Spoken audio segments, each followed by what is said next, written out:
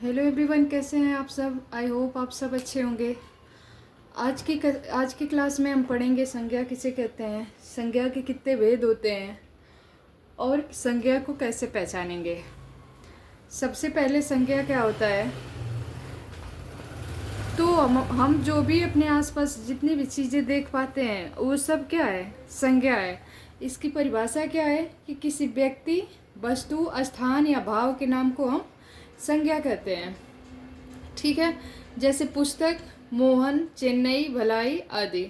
पुस्तक क्या है, तो ये वस्तु हो गया। मोहन क्या है, ये व्यक्ति हो गया। चेन्नई स्थान और भलाई क्या है, भाव है। ठीक है। अब देखेंगे संज्ञा के भेद कितने होते हैं। तो प्राचीन मान्यताओं के आधार पर संज्ञा के 5 भेद होते हैं। जातिवाचक संज्ञा, व्यक्तिवाचक संज्ञा, भाववाचक संज्ञा, समूहवाचक संज्ञा और द्रव्यवाचक संज्ञा। ठीक है।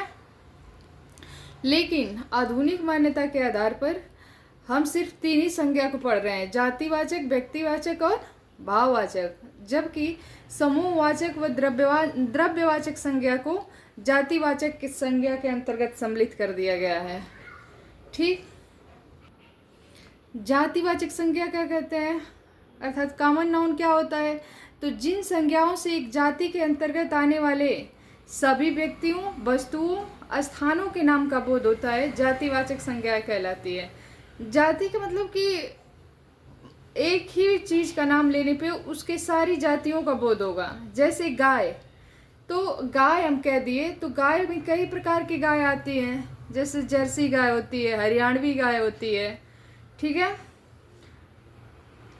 उसी तरह से लड़का कह दिए, लड़का में भी सभी प्रकार के लड़के हो गए, तो ये भी जाति का बोध करा रहा है। अब नदी की बात कर दिए, नदी तो जाति है लेकिन इसमें सभी नदियाँ आ जाएगी, गंगा, यमुना, सरस्वती, सतलज।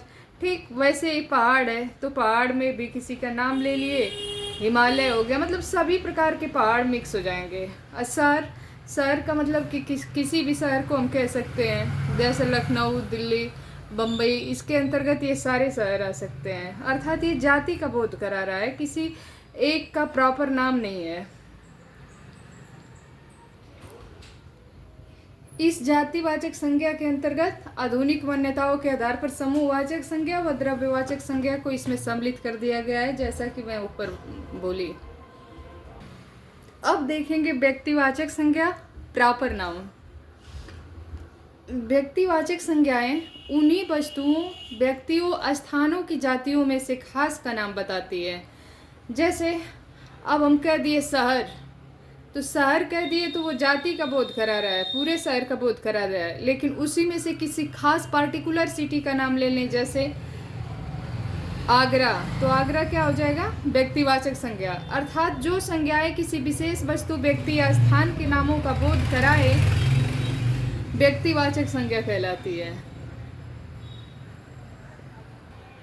जैसे महात्मा गांधी, महात्मा गांधी किसी प्रॉपर एक पर्सन की बात हो रही है तो व्यक्तिवाचक संज्ञा। ताजमहल, ये भी एक व्यक्ति की बात हो रही है, खास जगह की बात हो रही है, तो ताजमहल, हिमालय, लखनऊ। अब यही पहाड़ रहता तो जातिवाचक, लेकिन हिमालय नाम ले लिया गया, एक की बात की जा रही है, खास की बात की जा रही है, इसलिए व्यक्तिवाचक संज्ञा कहलाएगा। भाववाचक संज्ञा, अब्स्ट्रैक्ट नाउन। अर्थात जिन संज्ञाओं से पदार्थों या व्यक्तियों के धर्म, गुण, दोष, आकार, अवस्था, व्यापार या चेष्टा आदि भाव जाने जाए, वे भाववाचक संज्ञाएं होती हैं। भाववाचक संज्ञाएं अस्पर्शी होती हैं, अर्थात हम इन्हें छू नहीं सकते। जैसे क्रोध, अब किसी व्यक्ति को क्रोध आ रहा है, समझ में तो आता है, दिखता है, लेकिन हम उसको छू नहीं सकते। वैसे ही घृणा है, प्रेम है, अच्छाई है, अच्छाई किसी व्यक्ति के अंदर निहित होती है, उसको स्पर्श नहीं किया जा सकता। सेम उसी तरह से बुराई है।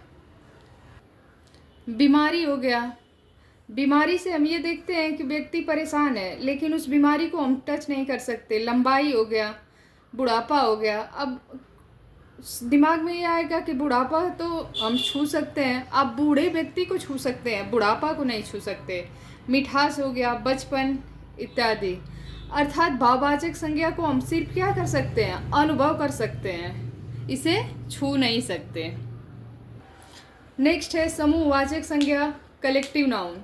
इसमें समूह का बोध होता है, जैसे सभा हो गया, संघ हो गया, सेना, गुच्छा, गिरोह, झुंड, वर्ग, परिवार आदि। सबसे आसान संज्ञा यही होता है, जब भी हम देखेंगे कि कोई विशेष समूह में दिखाई जा रही है, समूह में प्रतीत हो रही है, तो वो समूहवाचक संज्ञा हो गई। अब सेना का मतलब ये नहीं कि किसी एक जवान की बात हो रही है, उसमें सम्मिलित सभी लोगों की बात हो रही है। गुच्छा हो गया तो गुच्छा अंगूर का गुच्छा, चाबी का गुच्छा था, चाबी का ही गुच्छा है तो उसमें एक चाबी नहीं होगी, कई सारी चाबियों का क्या होगा, समूह हो गया।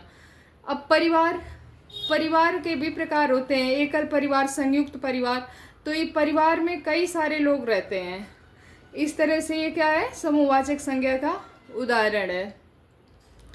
अब नेक्स्ट संज्ञा देखते हैं, द्रव्यवाचक संज्ञा, मटेरियल नाउन। अर्थात जिन संज्ञाओं से ठोस, तरल पदार्थ, धातु, अधातु आदि का बोध हो, उन्हें द्रव्यवाचक संज्ञा कहते हैं। इसका माप तौल होता है, ये अगणनीय है, अर्थात हम इसको गिन नहीं सकते, इसको सिर्फ माप या तौल कर सकते हैं।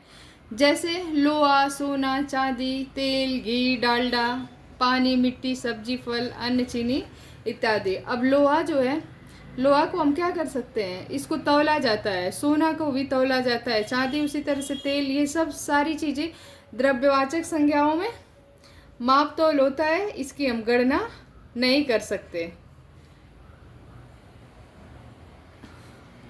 आई होप आप सबको हमारी क्लास पसंद आई होगी। पसंद आई हो तो चैनल को लाइक, शेयर, सब्सक्राइब करना ना भूलें। जय हिंद, वंदे मातरम।